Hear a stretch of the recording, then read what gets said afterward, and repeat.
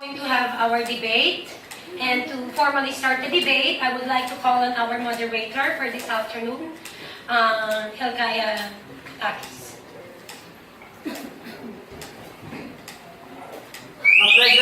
A pleasant afternoon to everyone. To our panelists, Ma'am Raylin Siniza, Head Teacher of English Department, to Ma'am Geraldine Katakis, English Teacher, to Ma'am Shirley Amores, Grade 7 English Teacher, and especially to our subject teacher, Ma'am Rumina Manalang. I, Hilkaya Katakis, will serve as your moderator for today. For our arranged marriage, the answer to the rising broken families in the Philippines. Debating over it, the proposition represented by Sherwin Maniebo, Rosalina Menas, Justin Atienza, Il Sebastian Garcia, and Sam Manalang, headed by Evangeline Joyce.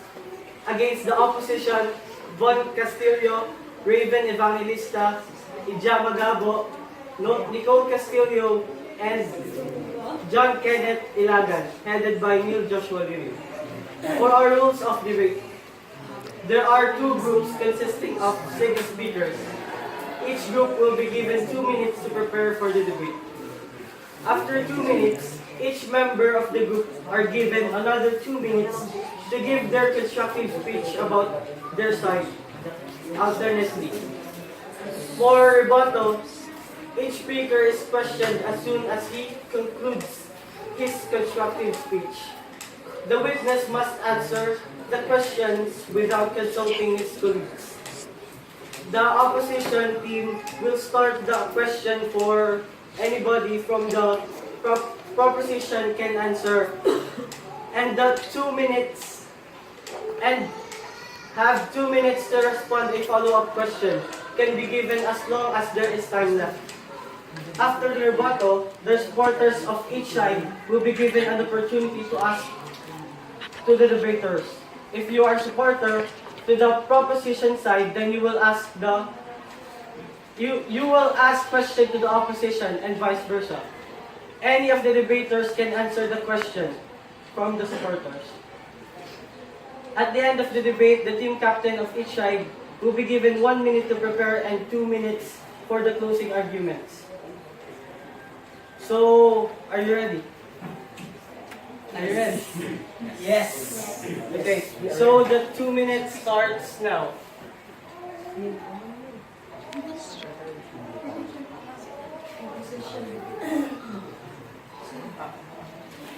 I sabi was preparation. Preparation. Oh, preparation. Preparation.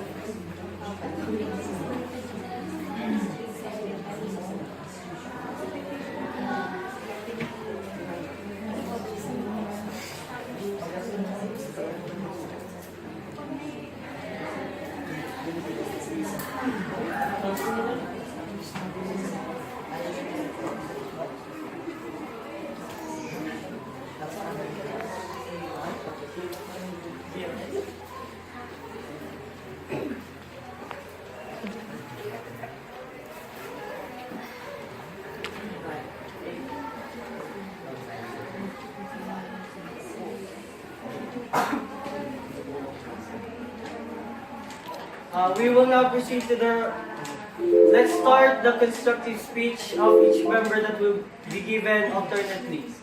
I call upon the first representative from the proposition to deliver his or her presumptive speech.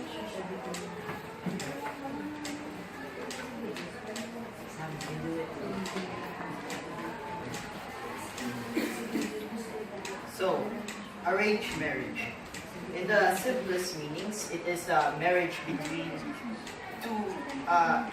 two people in which the marriage partners are chosen by their families. And it is because of this that the lasting effect on the two families are taken into consideration. So each family has to scrutinize over the other family because it will have an effect in their reputation and standing in the community, and also their financial situation on whatever happens with their marriage. It is also because of this that the families will choose a partner or the one from their family, and they will take into consideration their financial status and their political standing. This gives the family a better foothold in building their family. And it is also because of this that the stability of the family will be much higher. And taking religion and beliefs out of the mix and pushing the cold hard facts in the front, everyone here should know that we cannot only rely purely on love for building and raising a stable family. I call upon the first representative from the opposition to deliver his or her constructive speech. Good afternoon to all of us. So we all know that the majority of the religion in the Philippines is Christian Catholic, as we all know it. So in our Christian perspective, marriage is a sacred gift from God.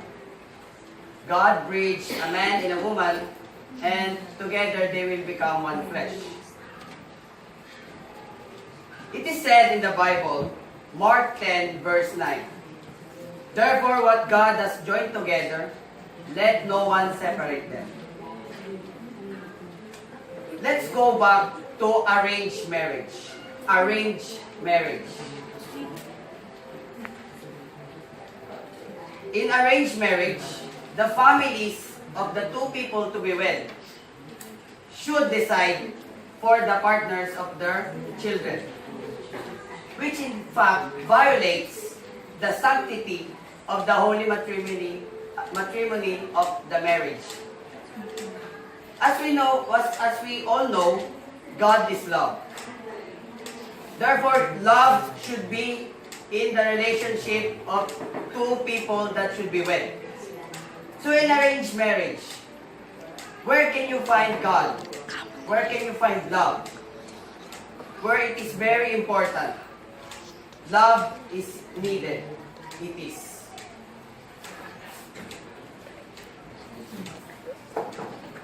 Moreover, in the arranged marriage, there are several types of marriages, which is, first is the child marriage, where the parents of a small child, even infants, arrange a future marriage with another child's parents.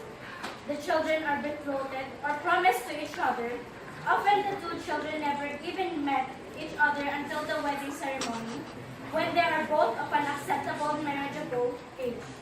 The second is the exchange marriage. This form of marriage involves a reciprocal exchange of spouses between two nations, groups, or tribes. For an example, among the Australian Aborigines, the ideal model of any marriage contract is that two men of different groups should marry each other's sisters. This creates a complete symmetrical arrangement strengthened by the implicit threat that if one husband abuses his wife, the other husband can retaliate against his sister. And the last one is the diplomatic marriage. Marriages are arranged for political reasons. They cement alliances between royal families. The monarchs of Europe were all related by blood due to frequent diplomatic marriages. In arranged marriage, the process is dehumanizing. Some cultures of other countries involves choosing the prospective bride through weight, color, and height. The girl is paraded as a commodity, and the groom can reject the girl on the way she looks. This only implies that physical aspect, color, weight, height, in arrangement, it only implies that the physical aspect is much important in arranged marriage than the good quality of the one you're going to marry. Oriental culture in arranged marriage. Even though arranged marriages were once the norm in Chinese society, it has become common practice for young people to choose their own spouse. However, after the couple decides to marry, the parents or other relatives take over all the arrangements, observing the traditional customs. In Chinese culture, a marriage is not just between two people, but an establishing of a relationship between two families. The groom's parents investigate the reputation and lineage of the bride's family. A meeting will take place for the families to meet, usually with the bride and groom present. The bride's family will take this opportunity to ask about the status and wealth of the groom's family, and to ensure that their daughter will be treated well. In a arranged marriage, expectations are not clearly defined. All of us have some expectations out of our life partners. For instance, if you want your lifetime partners, for example, handsome, loyal, or etc., which is not actually rarely get discussed in a arranged marriage. With a very limited say in your partner's life, it could make the marriage unhealthy and unsustainable. If your lifetime partner doesn't meet your expectation, relationship takes a long time to bloom. With love, a second priority, and the weight of family expectations, it is but only likely that the relationship will take a long time to bloom. This often leads to frustrations, frequent arguments, and unhealthy compromises, making love take a seat at the end. It is sometimes after having children that a couple realize that they are indeed in love.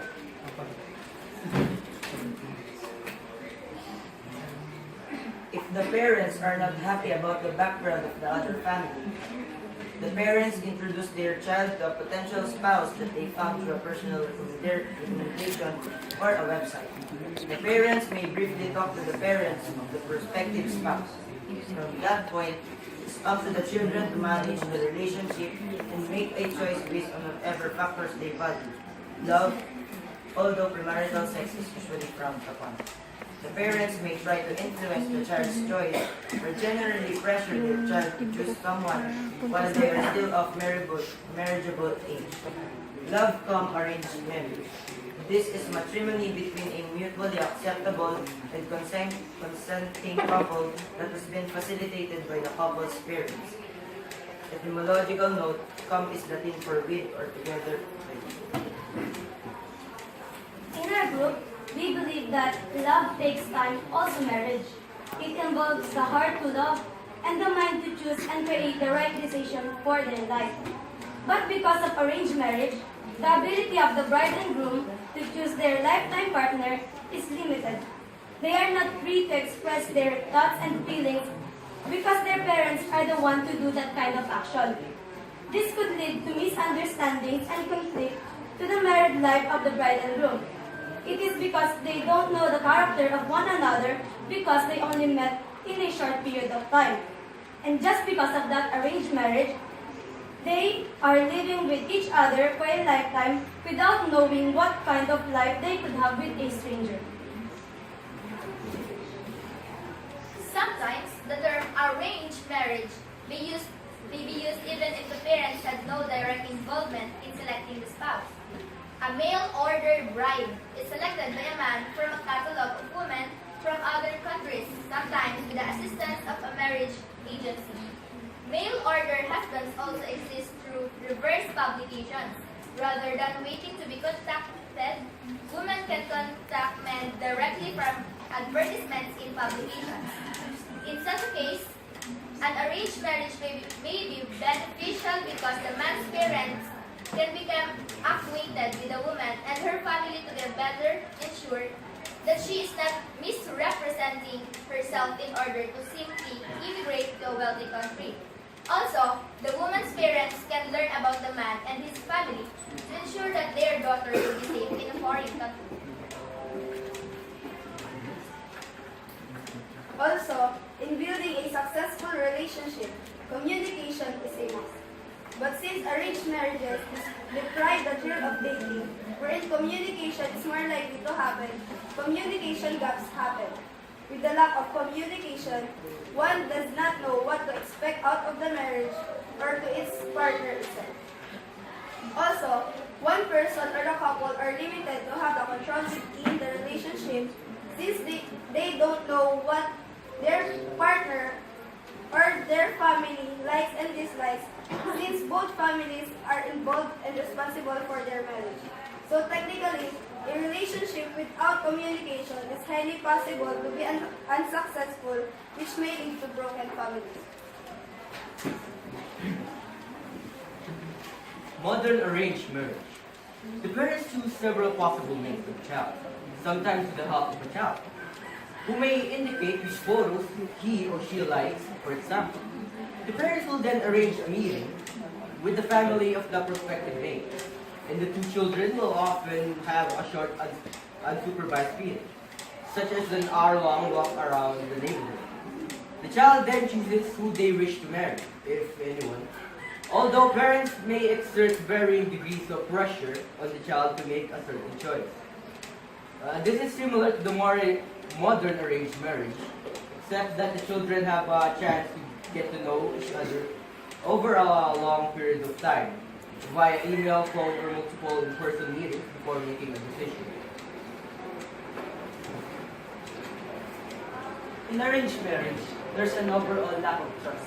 At the beginning, at least, since most of arranged marriage couples don't have enough time to get to know each other, there can be severe trust issues during the first couple of weeks or months. Imagine meeting a person a few times briefly and the next thing you know is you're sharing a life with him or her. Bizarre as it may sound, it is the truth. Arranged marriages do not leave one with enough time to get to know each other closely. Your spouse is supposed to be your lifetime partner, but that is often impossible to experience with arranged marriage. It takes time to trust and love a person as deeply as husbands and wives in a loving relationship do. For the first few years, or maybe throughout your marriage, you might be living with a total stranger you cannot trust or love. Arranged marriage may have low divorce rate, but high unhappiness index. Because arranged marriages involve families, people tend to live in bad marriages for the fear of bringing shame to the family. Even if an arranged marriage is an abusive one, many women continue to live their life in misery and fear as a divorce is unthinkable and will bring bad name to their families. Okay, we will now proceed to the rebuttals. That will be also done alternately. The opposition can now ask questions to the proposition and vice versa.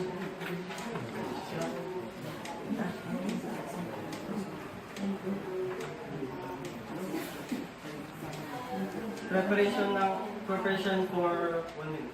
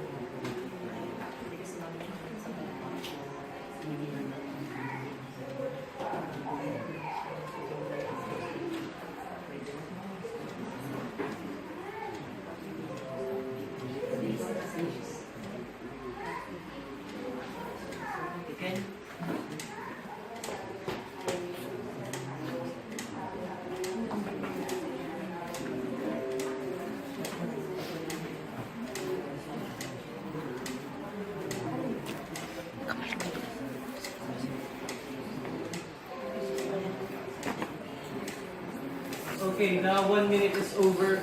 So the opposition can now ask the proposition. So, if you're in that situation wherein you will marry someone you just met briefly, what is your reaction?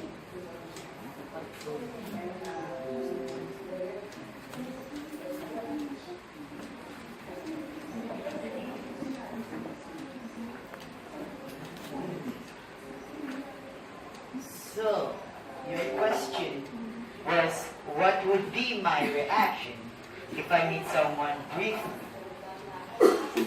In please, can you give a more specific situation?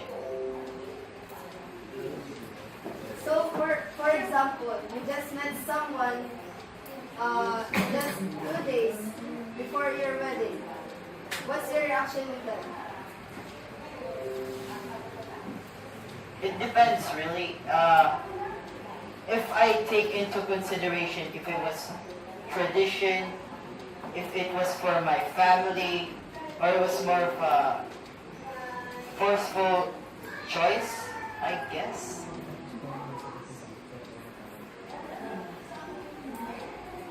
I'd be like, I guess I'd be cool with it. You know, after the wedding, there'd be more time to know each other. You know, you catch my drift here? Yeah. Proposition can now ask question to the opposition. Question.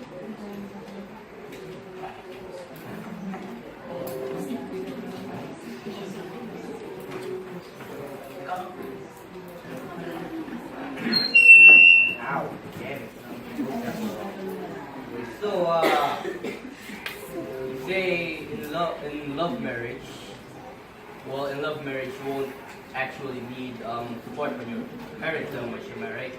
So, just in case if, think of this scenario that you married your wife, you are living with the same house, far away from your parents. And what if this scenario happens, like you're broke, you're running out of funds for your family, and you're running out of society support or fund support from your society. Just in case, what will you do?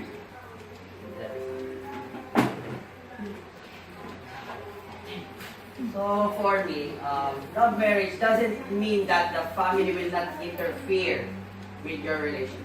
So why not ask from your mother and father-in-law? It would be helpful. So,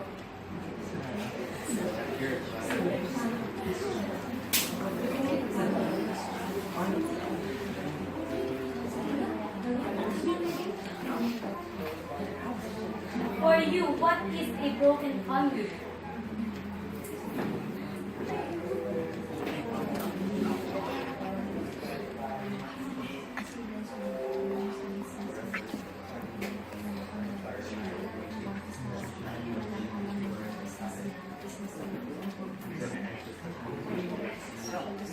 Alright. For me, of course, everyone knows what a broken family is. Well, for us, a broken family is either like the groom or the bride is separated or gone or dead for some reason. No, never mind. No. Broken, yes. When the bride or groom like left their family because of private reasons, probably because of funds or society. Yeah. So they're broken.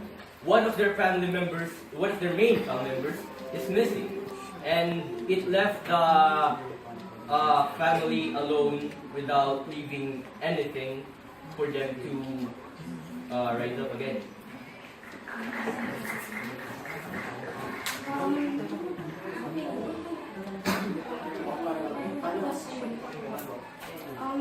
Do you think that's the only meaning of the broken family? What if you don't have any communication with each other? That could also lead to broken family, right? That is not what we would necessarily call a broken family. That's more of a temporary barrier in your relationship. a broken family is defined when there is no more chance for either one of the main family members to get back together. For example, is a divorce. They're forever apart, while, like what you said, lacking communication, that can still be healed over time.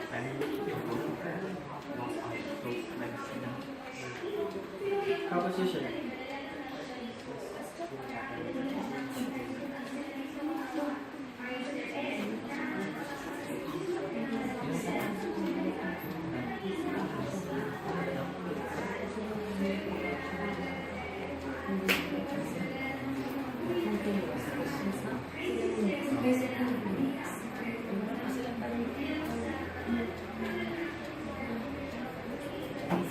So my question is, like you said, love is sacred and things like that. But we all know these days that there's a lot of marriage that's happening that is on minors.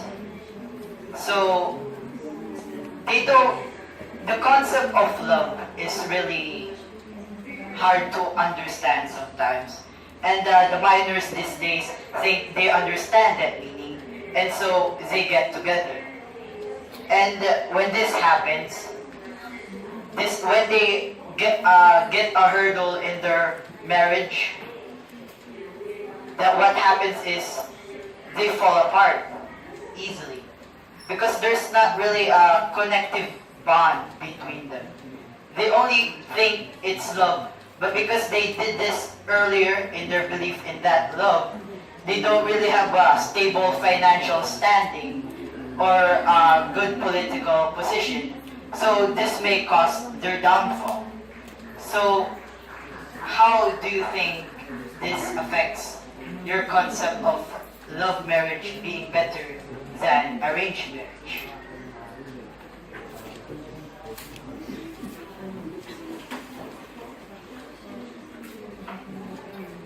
So for me, your concept of love marriage is acceptable, it seems. But for me, that is a very different kind of love. It's not very mature to handle hurdles in their relationship. But if they are really ready to be wed and to be together for the rest of their life, it would be easy to overcome challenges that will pass through them. So I'm pertaining to maturity of the persons involved in the wedding. If they're too young to decide for themselves, then they need a consultation from their parents. So that's what I mean. You said children, like that, minor. So they need guidance from their parents because they are not yet suitable to make hard decisions for themselves. Like if, having a breakup with your wife or divorce is not the acceptable answer to that because you're not suited well in facing hard challenges because you're still minor. Well, you don't have many experiences. But if you're already mature, then you will understand and you will comply with these challenges and you will live your life happy. So, our topic today is about broken families, right? What is the main cause of broken families usually today? Isn't it because the ones who marry lack maturity and their families don't really have any room to help them? So that's really my point. What if they are not ready and you arrange wedding them to another guy that they don't?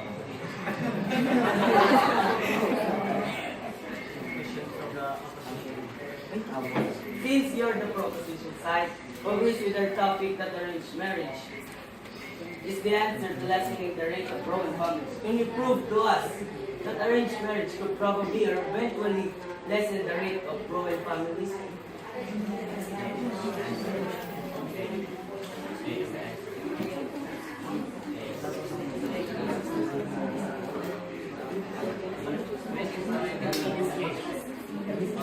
Hey, he's your favorite boy here. So I'm gonna answer your question. So, arranged marriage. You say, how can we prove that it helps in a lack of broken families? As we said earlier, in arranged marriage, two families each scrutinize each other, so they check in financial standings and political positions. Plus, it's not really like a short duration. It's not an instant wedding. They also get a chance to meet each other. It might not be as much as love marriage, but most or these days, most or maybe even all of the arranged marriage get a chance for each of the to-be-weds to meet each other. Because of course, this will also help in making a stable relationship. Plus, this type of marriage connects two families. So when a problem arises, both families will have to have direct contact with each other to easily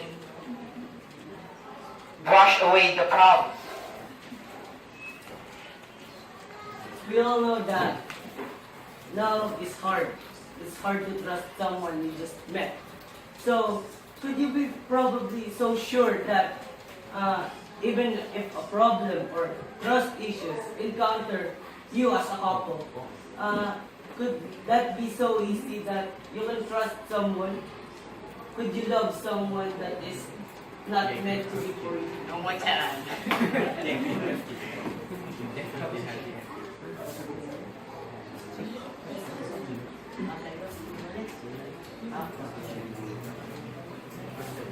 On your own, what do you think of what will happen to a relationship after a love marriage between two partners?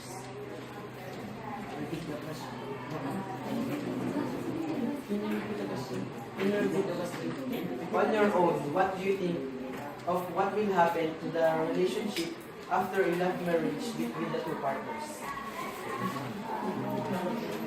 Love takes time. So through the years, we all know here that like in the story, some stories of husbands and wives, they loved each other for 10 years, or they probably know each other's secrets.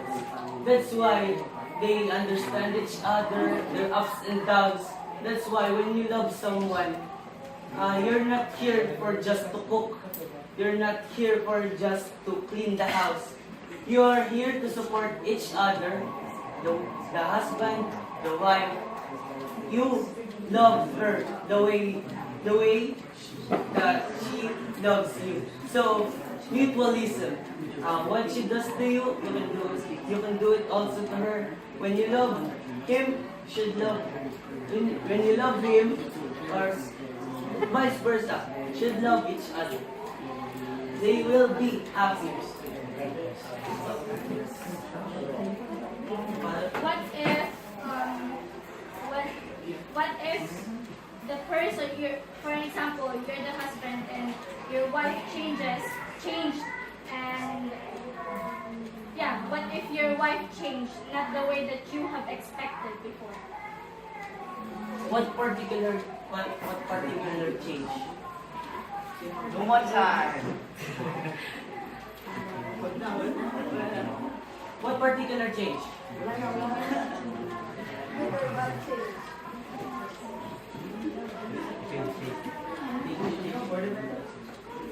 Is it change for the better or change for the worse? Good. Change for the worse. Change for the worse. Yes, your parents that will support you through your sadness because of your husband died. Yes. So they will give you one support, society support, or most probably the martial support that will help you rise your family again. Instead of love. Okay, for our last part of debate, the closing arguments. Now I call upon the team captain of the opposition for his 2 minutes closing argument.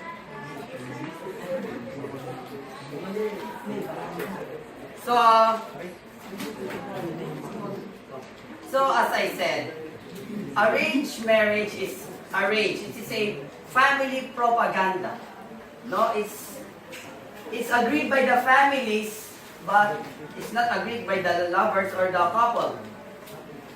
So, as the audience said, arranged marriage still result to love marriage. And that is what she is pertaining to. Love marriage will be the coveted result